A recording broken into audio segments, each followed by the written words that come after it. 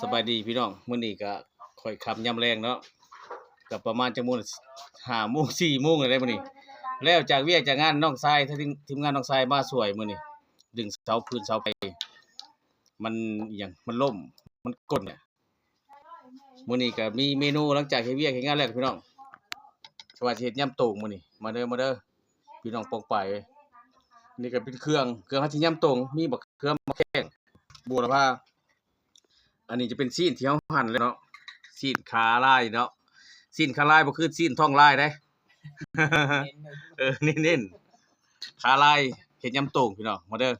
อาหารยำโต่งก็เป็นขึ้นชื่อแขวงสวรรณเขตเฮานี่แหละอันนี้ก็เลิกเวียกเลิกงานแล้วก็มาจิบกันนี่เด้กับน้องชายนี่ทีมงานเฮาโอ้อืม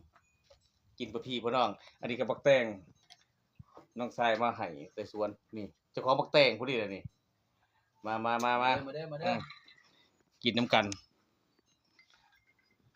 อันนี้ก็แม่นน้ำลวกซีนเด้อพี่น้อง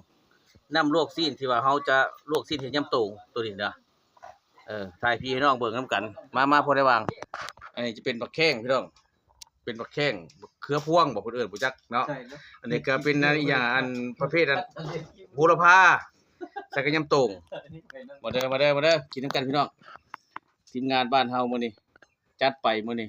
มาดึงเสาพื้นเสาไฟทางลงสวนนี่แหละมันล่มบ่แหละมันเบิดอายุการน้ำใช้พี่น้องเอ้ยทีมงานน้องชายมาช่วยมื้อนี้